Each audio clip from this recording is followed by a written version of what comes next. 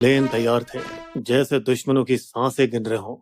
Scalp cruise missiles, hammer बम और हमारे कामिकाज़े drone भी तैयार थे।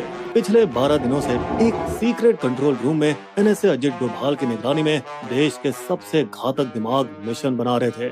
एकदम चुपचाप मगर जानलेवा। टारगेट थे पीओके और पाकिस्तान के आतंकी अड्डे। एक एक इंच की खबर सटीक तरीके से रखी गई थी। 2 हफ्ते पहले उन हरामी आतंकवादियों ने कहा था, तो जाके मोदी को बता। लेकिन अब प्रधानमंत्री का जवाब साफ था। देश की बेटियों के संदूर की कीमत तुम्हें चुकानी होगी पाकिस्तान। एक मिशन उन भारतीय महिलाओं के बदले और न्याय के लिए, जिनके पहलगाम आतंकवादी हमले में सुहाग उजड़ गए। ऑपरेशन सिंदूर, वायुसेना, नौसेना और थल सेना का ऐसा जोड़ जो दुश्मन को उसके सपने में भी दिखे और उसकी नींद उड़ा दे। मई सा रात 1 बजे से 1:30 बजे के बीच हमारे लड़ाकू विमान और ड्रोन ने 24 हमले किए और आतंकवादी संगठनों एलईटी, जैश और हिजबुल मुजाहिदीन के 9 ठिकानों को तबाह कर डाला। 4 पाकिस्तान में और 5 पीओके में। 70 ढेर, 60 घायल, धुआं दिए सारे ख्वाब इनके। इनमें सबसे बड़ा हमला था बहावलपुर में मरकज सुभान अल्लाह कैंप, जो जैश ए मोहम्मद का मुख्यालय भी था। वही संगठन जिसने 2019 पुलवामा हमले को अंजाम दिया था। इसके साथ ही अब्दुल रऊफ अजहर, मसूद अजहर का भाई, जिसने IC 814 हाईजैकिंग प्लान किया था, भारत के मोस्ट वांटेड आतंकवादियों में से एक, वो भी इसमें जहन्नुम चला गया। साथ ही मसूद अजहर के घर में उसके परिवार के 10 सदस्य और 4 करीबी सहयोगी भी ऊपर निकल लिए।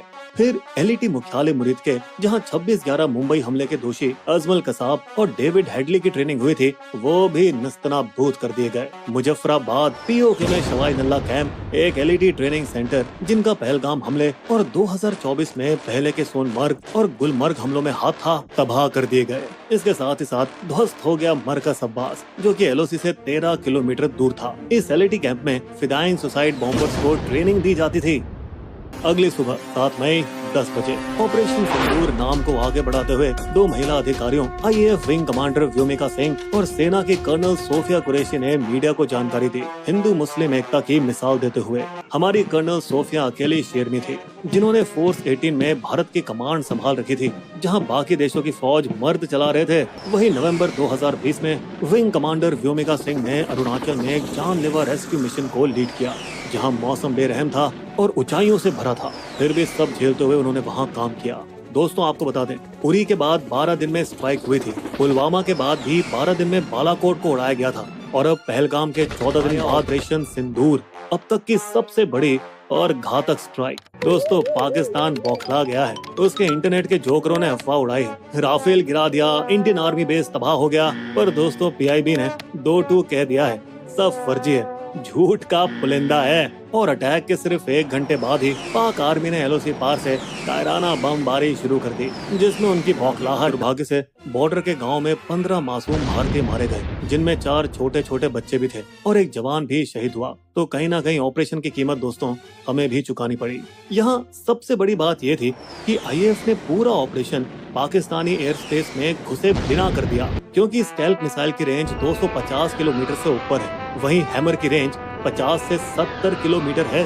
और दोस्तों, कामिकाज़े ड्रोन GPS से लैस होते हैं, जिनको कहीं से भी उड़ाया जा सकता है। इसके साथ ही सबसे गहरी चोट लगी जैश ए मोहम्मद के हेडक्वार्टर को बहावलपुर में, जो कि पाकिस्तान के अंदर 100 किलोमीटर की दूरी पर था। अब क्योंकि ये हमारे नए हथियारों की रेंज में था, तो हमने एकदम सटीक वार किया।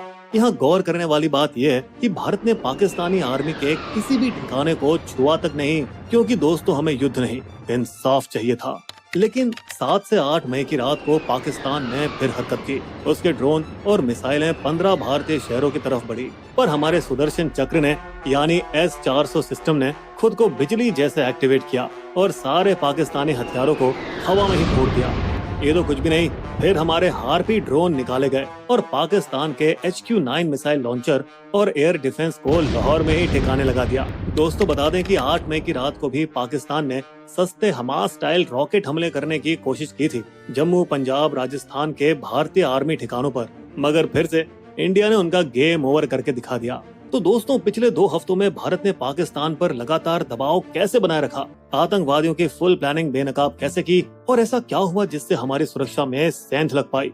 भारत ने आखिर ऐसे क्या ठोस कदम उठाए और कैसे पहलगाम दोषियों को उनके छिपे हुए बिलों से निकाल निकाल कर भगाया गया। दोस्तों, हमारा पहलगाम पार्ट 2 इन्हीं सवालों का जवाब देगा।